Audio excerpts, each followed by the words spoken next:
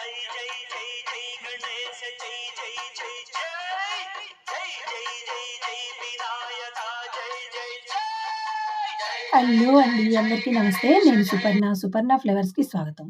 ఈ ఉండ్రాళ్ళు, మోదకాలు చూసారా ఎంత బాగున్నాయో! చూడటానికి ఎంత బాగున్నాయో, రుచి కూడా అంత బాగుంటుందండి. వీటిని స్పెషల్‌గా చేశాను ఈసారి.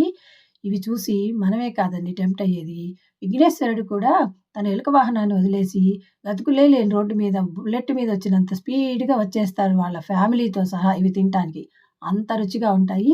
వీటిని తయారు చేసుకోవడానికి ముందుగా 2 స్పూన్ల శనగపప్పుని నీళ్ళల్లో నానబెట్టి ఎంత నానితే అంత త్వరగా ఉడుకుతాయి కదా! వీటిని నానబెట్టి పక్కన పెట్టేసుకొని, ఒక బౌల్ తీసుకొని, అందులోకి ఒక కప్పు ఇది పొడి బియ్యపు పిండండి. మిల్లు పట్టించిన పొడి బియ్యపు పిండిని ఇది తీసుకుంటున్నాం. ఇది పొడిగా ఉంటుంది కాబట్టి మనం ఉండ్రాలు చేసేటప్పుడు కొంచెం బ్రేక్‌లో రావచ్చు. అందుకని దీనిలో ఒక 4 స్పూన్లు వాటర్ వేసేసి దీన్ని బాగా కలపండి. ఇలా కలిపిన తర్వాత మనం ఇలా అంటుంటే ముద్దవ్వాలి.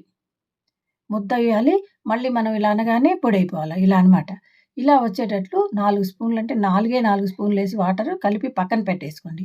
ఇది మనం ఈ ప్రాసెస్ అంతా అయ్యేలోపు నానిపోతుంది. ఈలోపు మిక్సీ జార్ తీసుకొని అందులో ఒక 5, 6 ఇలాచీలు వేసి మిక్సీ పట్టుకుందాం ముందు. ఇది మిగిలిపోయింది కదా! ఇప్పుడు ఇందులో ఒక 8 జీడిపప్పులు, 8 బాదం పప్పులు కూడా వేసి మిక్సీ పట్టుకుందాం. ఇవన్నీ పచ్చివేనండి. వేయించాల్సిన పని లేదు. ఇవి కూడా వేసి కోర్స్‌గా మిక్సీ పట్టుకుందాం. ఇలా చేసిన ఈ పౌడర్ వేయటం వల్ల మోదకాలు, ఉండ్రాళ్ళు మంచి రుచిగా ఉంటాయండి. చాలా చాలా రుచిగా ఉంటాయి. ఇది కోర్స్‌గా మిక్సీ పట్టాం కదా! దీన్ని పక్కన పెట్టేసుకుందాం.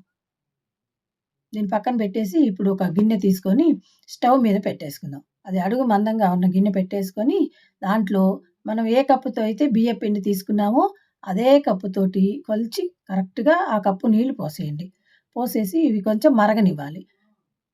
మరిగిన తర్వాత దీనిలోకి మనం నానబెట్టి ఉంచుకున్నాం కదా శనగపప్పు, వాటిని ఒకసారి వాష్ చేసేసి ఆ శనగపప్పు ఇందులో వేసేద్దాం. నానుంటాయి కాబట్టి త్వరగానే ఉడికిపోతాయి. వీటిని ఇందులో వేసేసి ఇవి త్వరగా ఉడకాలంటే ఒక నిమిషం సేపు మూత పెట్టి ఉంచుదాం. ఒక 2 నిమిషాలు చూసిన తర్వాత చక్కగా ఉడికిపోయి ఉంటాయి ఇవి. ఒకసారి తీసి చూద్దాం.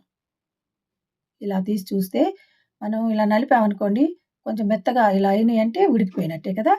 90% ఉడికితే సరిపోతుందండి.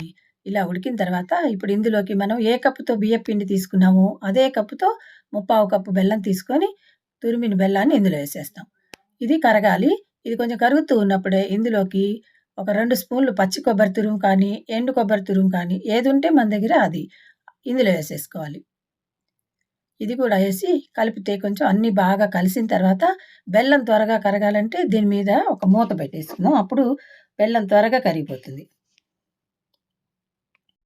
బెల్లం అంతా చక్కగా కరిగిపోయింది కదా! ఇప్పుడు ఇందులోకి మనం ఇందాక కోర్స్‌గా మిక్సీ పట్టి పెట్టుకున్నాం కదా! డ్రై నట్స్‌ని ఆ పౌడర్ వేసుకోవాలి. ఆ పౌడర్ వేసేస్తే ఇవి క్రంచీగా మోదకాలు తినేటప్పుడు భలే తగులుతూ ఉంటాయండి పంటికి. చాలా రుచిగా ఉంటాయి అప్పుడు. ఇది వేసేసి కలపాలి. ఇవి బాగా కలిసిన తర్వాత దీనిలోకి ఇప్పుడు మనం ఇందాక బియ్య పిండిని తడిపి పక్కన పెట్టుకున్నాం గదా! ఆ పిండిని కొంచెం పోసుకుంటూ కలపాలి. నేను ఇవి ఎందుకు చేస్తున్నానంటే అండి ఇలా, మా పిల్లలు మామూలుగా మనం మోదకాలు అవి చేసినప్పుడు తోపుపిండి పైన బియ్య పిండితో చేసి పెడతాం కదా!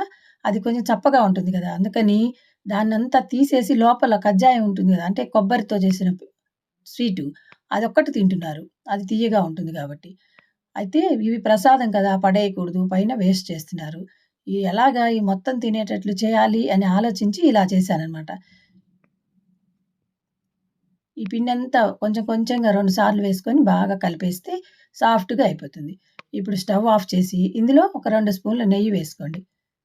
నెయ్యి వేస్తే సాఫ్ట్‌గా ఉంటుంది. డ్రై అవ్వకుండా ఉంటుంది.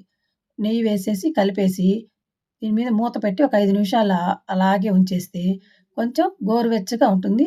ఇప్పుడు దీన్ని బాగా ఒకసారి కలిపేయండి మళ్ళీ. ఈ మొత్తం ప్రాసెస్ అంతా చేసుకోవడానికి మనకి ఒక 40 మినిట్స్ పడుతుందండి ఖచ్చితంగా అంతే. ఒక 20 మినిట్స్ ప్రిపరేషను, ఒక 20 మినిట్స్ తయారు చేసుకోవటానికి. ఈజీగా అయిపోతుంది. మనం ఇవే కాకుండా ఇంకా పులిహోర, గారెలు అలాంటివన్నీ కూడా చేసుకోవాలి కదా! అందుకని ఈజీగా అయిపోతుంది. రుచిగా ఉంటాయి. ఇంకా క్విక్ ప్రాసెస్. చేతికి కొంచెం నెయ్యి అప్లై చేసుకొని రౌండ్‌గా చేసేస్తే అవన్నీ ఉండ్రాళ్ళు. ఆ రౌండ్‌ని కొంచెం ట్రయాంగిల్ షేప్‌లో మౌల్డ్ చేసి దాని మీద గీతలు పెడితే మోదకాలు. ఇలా చేసుకొని దాని మీద ఫోర్క్‌తో గానీ, టూత్ పిక్ ఉంటుంది కదండి, దాంతో అయినా కొత్తది తీసుకొని దాంతో అయినా ఇలా అలా చిన్నగా ప్రెస్ చేసామంటే చక్కగా మోదకానికి మంచి డిజైన్ వస్తుంది. ఇలా మోదకాలు చేసుకున్న తర్వాత ఈ మూడోది కుడుములు. దీన్ని మరీ ఈజీ. చేతిలో కొంచెం ముద్ద తీసుకొని రౌండ్గా చేసి ఏళ్ళతో ప్రెస్ చేసామంటే ఇదొక రకం వెరైటీ అయిపోయింది. ఇప్పుడు నాలుగోది ఫ్లాట్గా చేసుకొని దీని మీద కూడా ఏళ్ళతో ప్రెస్ చేసామంటే ఇదొక రకం కుడుములు. 4 రకాలు అయిపోయాయి. ఈజీ కదండి ఈ ప్రాసెస్. మీకు ఈ వీడియో నచ్చితే లైక్ చేయండి, కామెంట్ చేయండి, సబ్స్క్రైబ్ తప్పకుండా చేయండి, అలాగే షేర్ చేయండి. హైప్ చేయటం అసలు మర్చిపోద్దండోయ్. ఇడ్లీ కుక్కర్ పెట్టి కొంచెం నీళ్లు పోసి అవి వేడెక్కిన తర్వాత మొదట ఒక ప్లేట్ పెట్టండి. తర్వాత మనం కుడుములు పెట్టుకున్న ప్లేట్లు ఒక్కొక్కటి పెట్టండి. అడుగున ప్లేట్లోకి కొంచెం అప్పుడప్పుడు నీళ్ళు వస్తుంటాయండి, నీళ్ళు మరిగేటప్పుడు. అందుకని మోదకాలు పాడవకుండా ఉండటానికి ఒక ప్లేట్ వదిలేసి పైన పెట్టుకుంటే నీళ్ళు పైకి రావు. చక్కగా ఒక 10 నిమిషాలంటే 10 నిమిషాలు ఉడికించండి. కొంచెం చల్లారిన తర్వాత మూత తీసుకున్నామంటే మంచి గోల్డెన్ కలర్లో మోదకాలు రెడీ అవుతాయి. వీటిని తీసి మనం వినాయకుడికి నైవేద్యంగా పెట్టామంటే ఈ సంవత్సరం అంతా విజయాలే కానీ విఘ్నాలు లేకుండా ఉండేటట్టు దీవిస్తాడండి మనల్ని. తప్పకుండా మీరు ట్రై చేస్తారుగా. Thank you for watching.